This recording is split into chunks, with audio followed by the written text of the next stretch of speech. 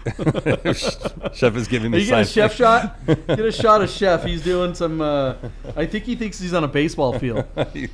Steal first. Wait. Who's on second? I don't even know. Chef's the GM of this affair.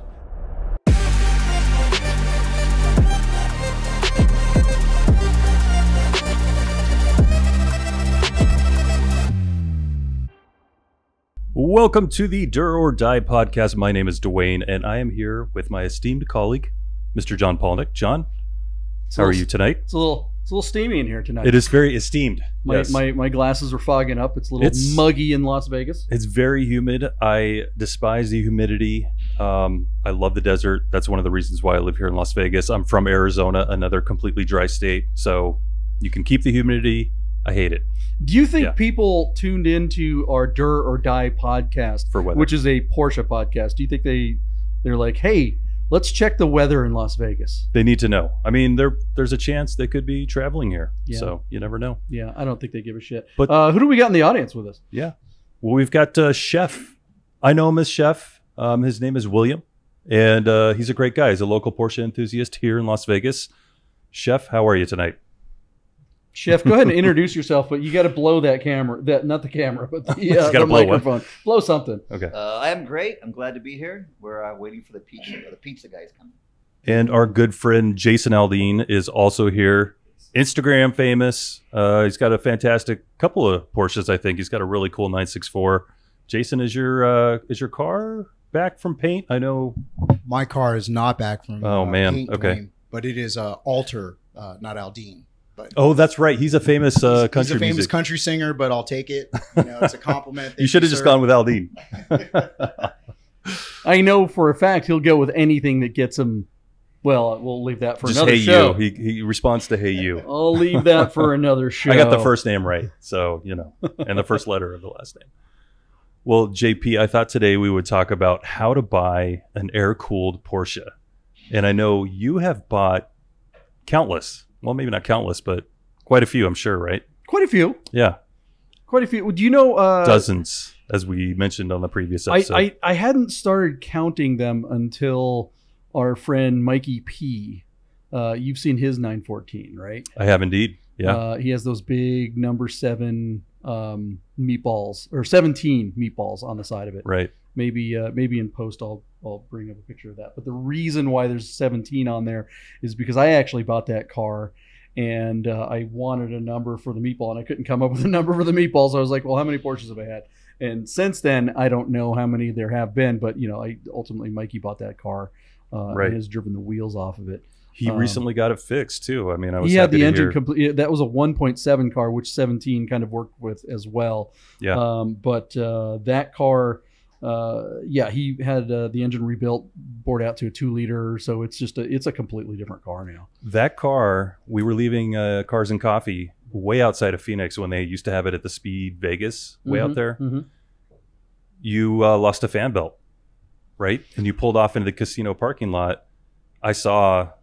Or no, That's you pulled off on the right, side of the road, and I was yeah. like, let's go over to the casino, and I have a fan belt. I And totally forgot about miraculously, that. That's right. a 911 75 fan belt fits a 914. Yeah, and Or it you worked. installed it basically. No. Was it you or It who was did it?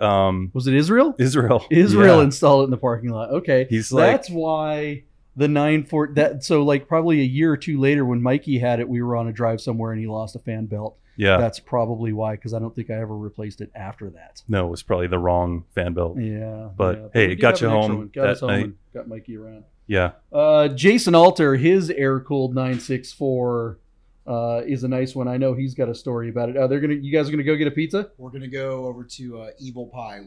Bring us back a pie from Evil Pie. If you're ever in downtown Las Vegas, check out Evil Pie. They're right on Fremont Street, and it's all like done up like all the That place is amazing. yeah Yep. Evil Knievel style. It's their family apparently. And they're open till 4:20 a.m. Shocking. Right? We got Mental, of course, today helping us out on sound. Did Thank we you, not Mental, by the introduce way. Mental? We did not today. You are, And you should such check out a his podcast. It's called Racers. Everyone racers. Everyone Racers. Yeah, I haven't actually not checked it out yet, so I need to. You've chosen a good time to not check it out because I haven't been on for a month. So Okay. I'll I'll give it a shot. If there were a camera on the glass behind you, you could see just how Did we just see? genius chef and Jason Altar. No, Now there's I a don't mark on the glass. What is God, that? we're gonna have to clean that. Okay, so buy an air-cooled car. So the reason why I brought up 914, I mean, Mikey's 914 in particular, that was a car that I bought pretty much sight unseen. I had sent that car was in the Bay Area.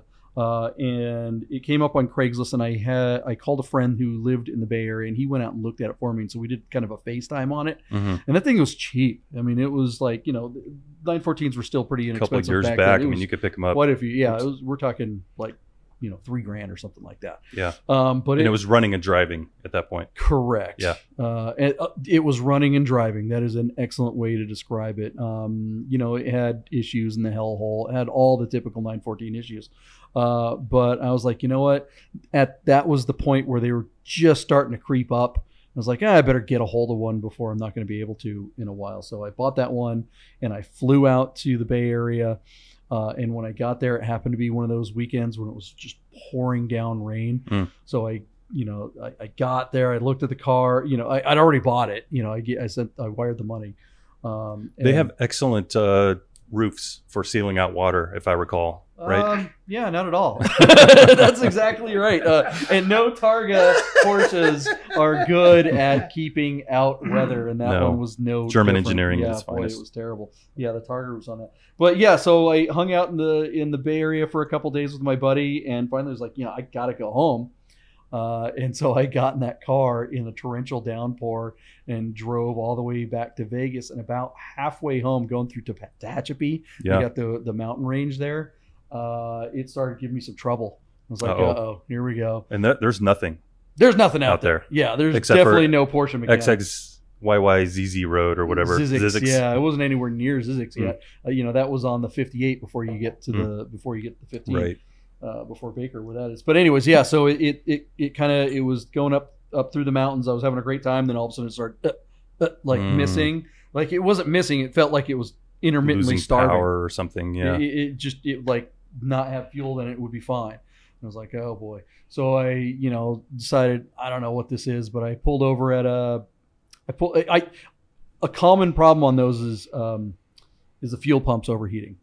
And so I was like, okay, well maybe that's it. So I pulled over, had some Denny's, let it cool down. Moons over Miami. Yeah, exactly. Started up and it ran fine all the way home until just when I took the off ramp. Just needed to cool that fuel pump off, or long enough to eat egg salad sandwich or whatever you got. I took it to my mechanic, who inspected all the fuel injectors, and they were all gunged up. And what it was is that there was so much shit.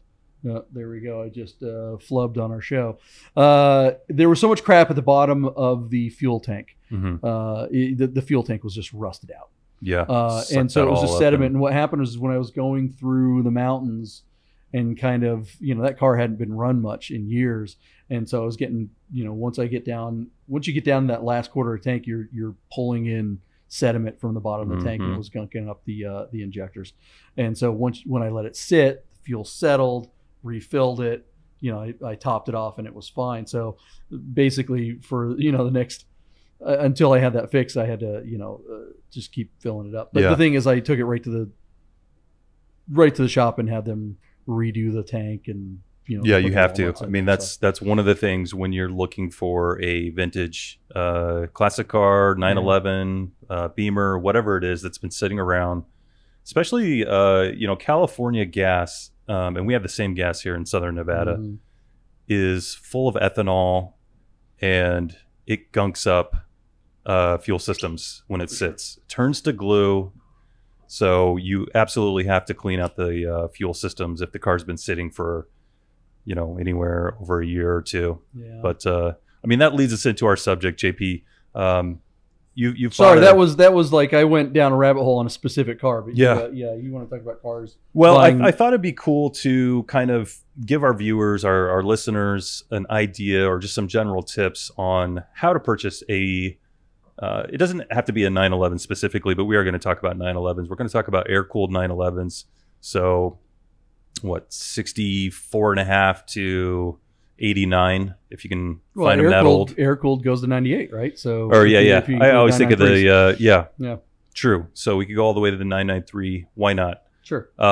When you think about buying a used car, what's kind of like the first thing that you are going to look for when after you've kind of like, hey, called up the guy and said, or whoever, let me come check out this car. You show up. What's the first thing you look for? Well, I think before you even get to making the call, there's a general equation that I always have going through my head. Mm-hmm. There, particularly with cars. I mean, any asset class when you're looking at investing in something, and look, wait, asset class for a car? I mean, well, look, even you actually treat a lot of those like assets. Well, they are. I mean, there's no Mhm. way around it. Now, that doesn't necessarily mean that your goal for any particular asset is the same, right? If you're buying something like a house or a security or Bitcoin or something like that, there's an equation that's going through your head. Value. What do I get out of it? What's the return? The ROI, for lack of a better way to put it, on something like a classic car isn't necessarily measured in cash return. Mm-hmm. I mean, it can be. And a lot of people look at buying cars as purely an investment. That's not what I'm necessarily saying that a car is or should be. But at least specifically, if we're talking classic Porsches, particularly 911s and air-cooled ones, they have, at least in recent years, call it the last decade or more, they've been appreciating since the early aughts. Yeah, that's kind of a specific example. I mean, there's a lot. They're like Japanese cars have also shot up. Like you could buy, an old Datsun or Nissan pickup, right? Sure. For pennies, and now they're quite a bit more expensive. They've appreciated for. So that's a little bit of a different conversation, but you're right, absolutely. My point is that there's specific like genres of cars. So like Japanese classics, Euro, like Porsche, Beamers. Cars I don't really know are Mercedes a hard that well. asset. But then there's, like I'm saying, there's specific brands and things, because like a 70s, GM, I don't really think is going to appreciate. Well, again, that's not what I'm saying. Regardless of so where the appreciation bubble winds up landing everything, we're in our 40s and 50s, right? And it's guys our age that drive the value of classic cars. Right. As guys that are guys in their 40s and 50s and early 60s, we're the guys that have disposable income. We're the guys that haven't retired yet. We're the guys that are still earning. So we go back and we look at the things that we wanted in our youth. Yeah, it's a rolling 20-year period. It's a 20-year period. So right now the 80s is super popular because, I was 8 years old and whatever. Well, we all had posters of air-cooled Porsches on our walls. And if I could buy a Lamborghini Countach, I would. If I could fit in one. You could fit in one. The first one I With ever enough sat money, in you can fit in was one. Kareem Abdul-Jabbar. So, but anyways, that's a whole other story. So, Right. Okay, well, back to the original thing. So before I even make the call, or send the email or send out a text, if I'm digging around, which is just a straight up hobby. Do texts and emails work? I don't think I've ever absolutely purchased a car that nowadays. Okay. Yeah, I mean, at some point, you're ultimately going to have a conversation with someone to kind of flush out whether or not they're legit. There's almost no way to flush out whether someone's legit just by emails and texts. Well, no, I was thinking, through phone call, you got to like call them up. First contact, whatever. The point, when you're looking through ads, and you're going, you know what, this is something I'm interested. Let's go to the next step. The equation that's going through my head is there are three factors that have to be considered.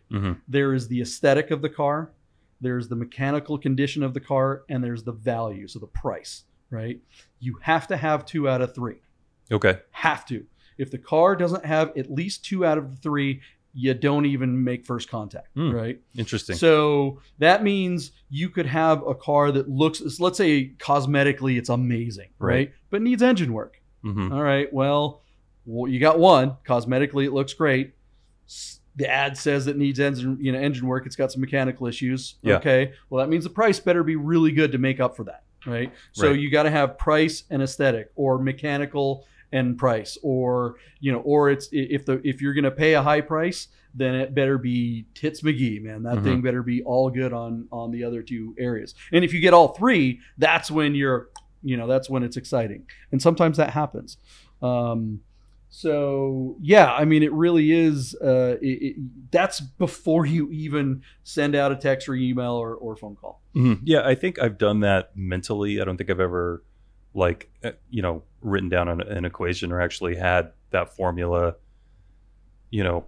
like known in terms of like knowing that formula going in, but it was always like a subconscious. It's intuitive, right? It's intuitive. Thank you. It really all I've done is kind of defined the mental process of deciding whether or not you're going to buy something. Right? Yeah. But it is important to define those three things, because I have found myself, I have gotten in trouble. Well, let's go out and you look at something that's like, oh my God, let's look at that 914. Yeah. Aesthetics wasn't really there, right? The aesthetics were poor. Okay. But the aesthetics price were must poor. have been right. Price was right. Price was And really then right. mechanically it ran and wasn't even drove. great. Yeah. So, okay. It did not qualify. So if you are only going to get, like I said, you gotta have 2 out of 3. So if you only have 1 out of 3, then that one better be like way. So that's kind of like a flexible 2 out of 3. Could be 1.5. It's gooey, but 9 times out of 10, if you don't have 2 out of 3, you're making a mistake. You're making a mistake. Yeah. And in that particular car, timing was a thing. So I knew that the value that the prices were coming up on them. But I spent a lot of money on that car once I got it. And at the time, the amount of money that I spent on that car on top of its original purchase price, I probably could have gotten something better in the first place. Okay, guys, I want to tell you about Vegas Auto Fest. The drivers are coming. This is one of our big sponsors. It's the biggest car show of the year in Las Vegas. It's one of the coolest car shows you can possibly experience anywhere. If you haven't made plans to be part of Vegas Auto Fest on September 17th, then do it now. Go to vegasautofest.com and register your car. You think you're a car enthusiast? Doesn't matter where you live. Plan a trip to Vegas on September 17th and come out and see this show. It's like Monterey Car Week all in a day. Have you ever been to the Quail? Have you ever been to Works Reunion? Have you ever been to Amelia Island? All those car shows are amazing and great. Have you been to Luftkult? Sure, but Vegas Auto Fest is something special. Make a plan for September 17th. We'll see you in Vegas. And we're back. We were talking about criteria to purchase classic car, specifically 911 air-cooled Porsche. You had said you have kind of a formula, basically 3 things: aesthetics, mechanical, price. 2 of those 3 have to be good, right? It's kind of like that old mechanic sign you used to see in the shop. Like it's either fast and expensive, or no, fast. Cheap, fast, reliable, pick 2. Yeah, Cheap, it's fast, something reliable. like that. Yeah, that's basically, good, yeah. there's a formula for getting stuff done. But anyway, for me, like I said, I think it's a subconscious thing. Like I would definitely look at the condition of the body. If it's a complete wreck, then it better be mechanically something special. Kind of a acquaintance of mine just found a rare SC 3.1. A 3.1 was like a super rare motor. No one, like, there's very few made. Yeah. He thought that somebody had modified the front valance because there was this funky looking grill in the front that he'd never seen before. Turns out it's like a kind of a special, pretty rare Porsche. Okay. But I digress. I mean, the thing is, if there's something special about the car that speaks to you, then yeah, I think you can overlook destroyed paint job. You can overlook it's got the wrong wheels or some funky bodywork. I tend to be a little bit more loose on. I see a lot of potential in every project. So for me, a lot of it's price. Now, if the body's shot, if the mechanicals are shot, but if the price is right, I'm in. You know, I bought a bare shell 912 that had been sitting on top of a container for the last 5 years. It had nothing, right? Yeah. But I saw the potential on that because it's a short wheelbase. It's a 60. It was a 65 or 60. No, 66 912. And so that shell was ready made to turn into a 911R clone. Yeah. Right. So it was the perfect car to start with because if you're going to build a 911R clone, you would have taken off all those parts anyway. But you still need a chassis to start with. So, but so you're.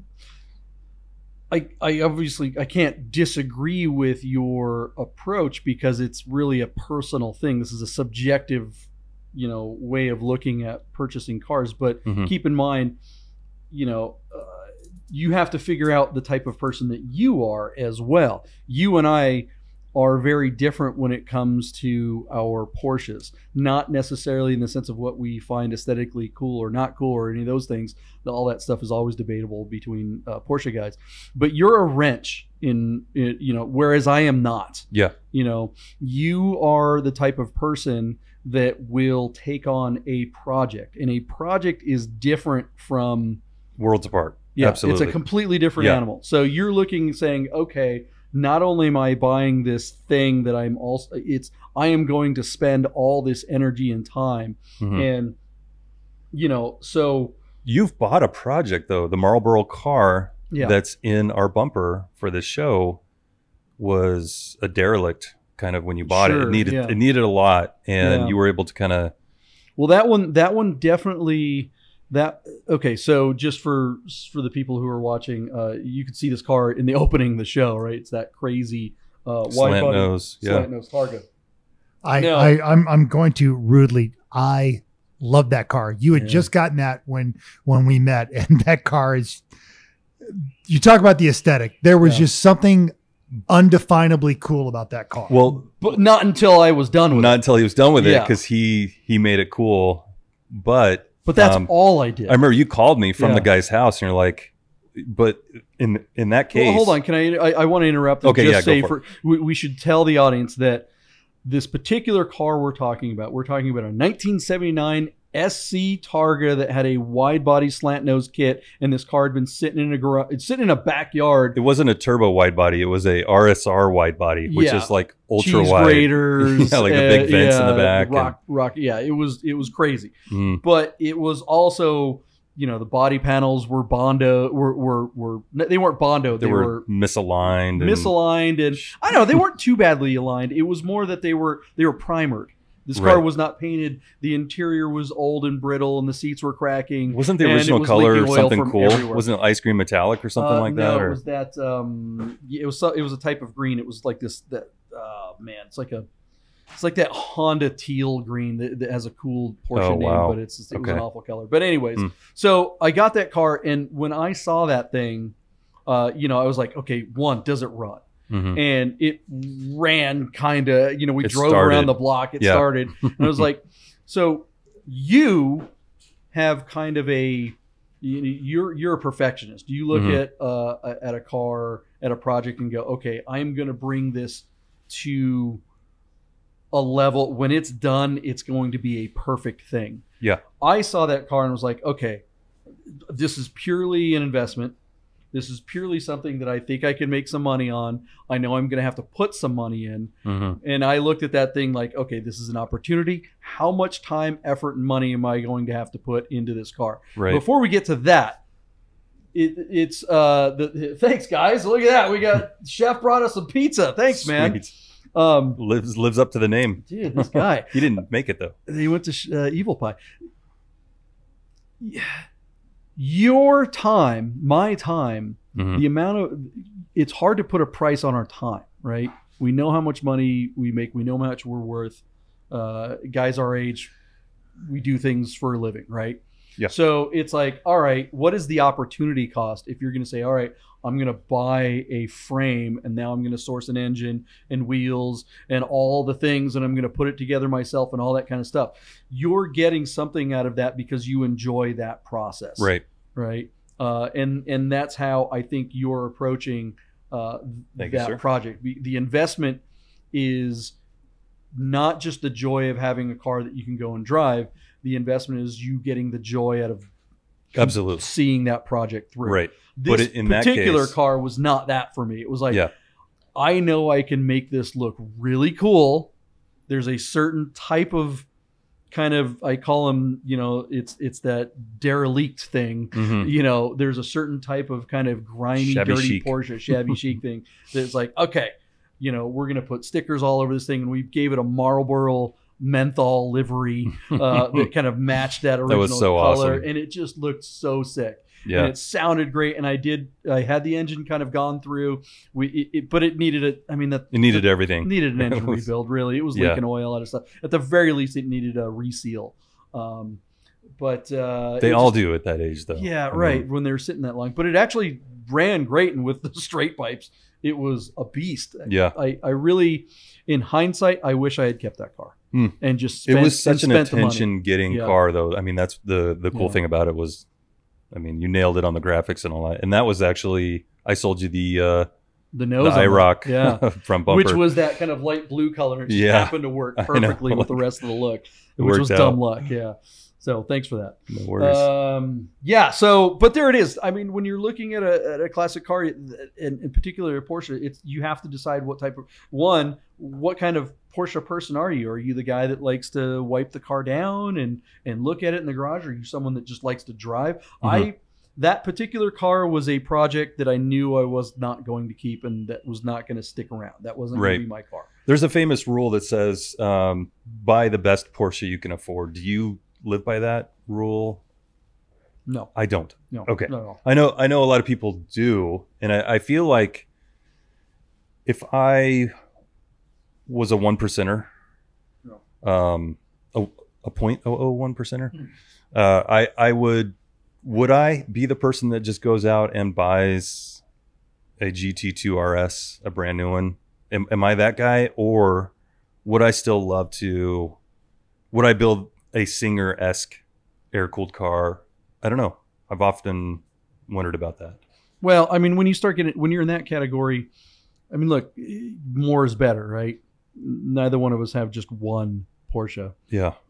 and the more we're able to get, and that's limited by the amount of space, the amount of time, all that kind of stuff. But again, it comes down to the type of car. Like, I don't like projects because I like driving. Yeah. The last thing I want to do, and I don't have the ability or space or time to go and fix stuff up. I have to take it somewhere. That slant nose car, I had to take it somewhere and have everything done to it. Right. Although the shop at the time, they were, I did some of the wrenching on my own, which is rare for me. But I did, I was in there. You That taught should me be how a to podcast. do, right. That's all. You taught me how to line up we had to replace the shift linkage coupling. Oh, that's right. That always Yeah. goes bad on those. So whatever. I mean, I know enough to get myself in trouble, but I don't particularly enjoy that part of the Yeah, process. no, whereas that's not you your do. forte. Yeah. Your forte is more like finding them, assessing them, and then being Johnny on the spot with a pile of cash and Yeah. picking it up. But I really Which like, is more than anything, I helpful. like driving them. I just love driving them. Absolutely. I mean, that's More a big than part of anything. it. I was thinking you found that it was an S, an early long hood S, remember, up in Mount Charleston, and you FaceTimed me. This thing was, you talk about derelicts. This Yeah. thing looked like it'd been sitting out in the desert sun for 30 years. Are we talking about the 72, Was it a 72? the one with the oil? I just remember it was an S. Did it have the oil panel on the side? Then it was a 72. The 72. Yeah, that thing was such a roach. Oh yeah, it was a total roach, but it Yeah. was still a long hood S72, which is Yeah. like one of the most coveted, Yeah. not air cooled 911s that you can possibly get. So it's worth it. That's a thing where it's like, unless it's a pile of rust, Yeah. you try to buy it, which But you actually again, did try to buy it. Yeah, right? that was not a car that I would have, I would not have seen that through. Mhm. That was a car that was advertised you at a would've- ridiculously low yeah, price. you would have and like my moved on plan to was somebody just to- else who could restore it. Yeah, Yeah, there's no way in it's hell a I would have 6-figure taken to that restore thing. that car It's like, easy. nope, Yeah. I just saw it as an opportunity to flip, Right. not as something that I actually wanted. And try as they might, I'm still kind of cheesed on that one because they said they were going to accept our offer and then they changed their mind, blah, blah, blah. But whatever, who cares? Are you the guy that's like, what's your method? Do you cruise Facebook Marketplace? Are you looking on Pelican Parts Forum? Where do you find, do you have, a friend of mine calls it the old man network, where it's like, these guys had money in the 80s. Now they're creeping up in their 70s and 80s. Chef, chime in. What do you got, buddy? But Chef is just passing signals on there. Yeah. But my point is like there's a network of older gentlemen that are looking to pass along their car to an enthusiast. I mean, are you familiar with those guys? Is that how do you buy a classic I'm car? just always I love, so one of my other podcasts is a podcast called Bid Nerds. You guys know Bid Nerds. If you don't, go ahead and check that out. But we watch the auction sites, the Bring a Trailers, the P-Car Markets, Cars and Bids, all that Can kind you of stuff. get a deal on those? On P-Car Not Market? at all. That's what I'm saying. Not It's at like, all. why? But But that gives you a general sense that of... gives me a really good idea of what's going on in the market. And then it's always so I just enjoy looking at the values of all these things and cruising things like the PCA Mart, I think, is kind of a secret squirrel place. PCA What? Club has classifieds on their Oh, site. I want to talk about, not this episode, but I want to talk about Panorama, the magazine, and PCA. Chef is giving me. Are you get a chef shot? Get a shot of Chef. He's doing some. I think he thinks he's on a baseball field. Steal first. Wait. Who's on second? I don't even know. Chef's the GM of this.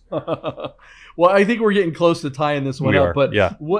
How about you guys, Jason? When you bought your 964 a while ago, how did you find it?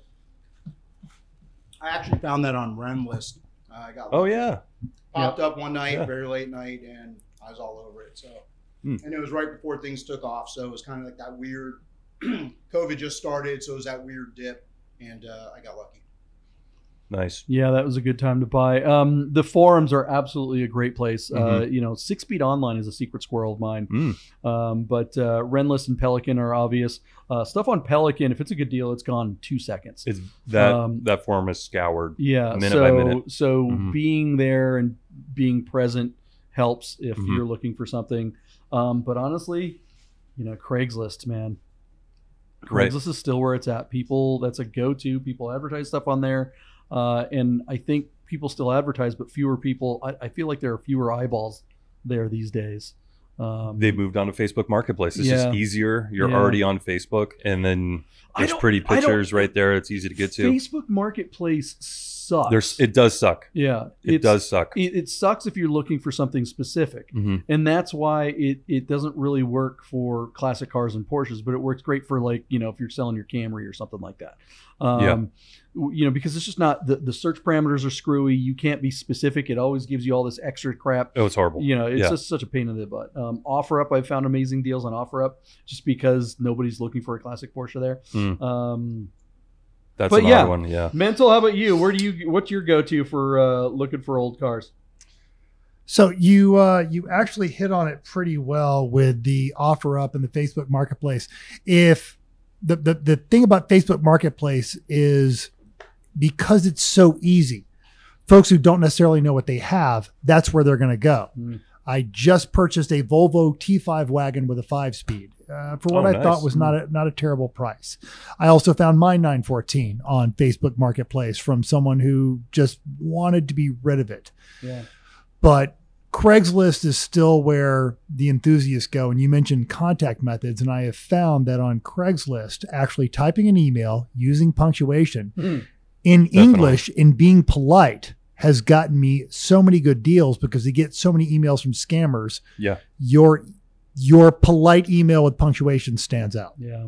Mhm. Yeah. That's the thing. When you're on the other side, being a seller is such a pain in the butt on all these Which is platforms. why it's such a great technique to get to know people in your PCA, the old guy network, because they don't want to deal with that hassle. And a lot of times they may be out of touch with pricing. I mean, not that you want to take advantage of anybody, but I mean, ultimately you do want a deal. So, well, I mean, I'll say that, look, if someone I knew or an associate of someone I knew was coming to me and they're like, hey, look, if my intention is to keep the car, I'll tell them. My intention Right. is not. I'll tell them. You know, I don't want people to. I don't want to buy something from someone and then just turn around and sell it. It's not what I'm about. I love these cars. I love buying them, driving them for a while, sometimes selling them, sometimes keeping them. And I've been feeling kind of soulless for the last almost year because I sold my kind of forever car, what I thought was going to be my forever car, and we've talked about that in another episode. So I've really just been kind of like rudderless going through space looking for the car that I want. I think I've recently found it. So hopefully soon we'll be able to share some pictures of a car that I'm going to get that hopefully will be the one. Awesome. I am so excited that I should see, hopefully be buried in or something. Is it a like cab? That. It is not. Oh, okay. It is Interesting. not a cab. That doesn't mean I won't have a convertible in my life intermittently. But this one in particular is something pretty special. But I think it's probably time. Yeah, I think let's that's about wrap all the this up. advice we can give people. Huh? What do you think? Yeah, we didn't give specific advice, but that's okay. We kind of, A little bit more macro on this one, right? exactly. What do you guys think? How do you guys find classic Porsche when you're on the hunt?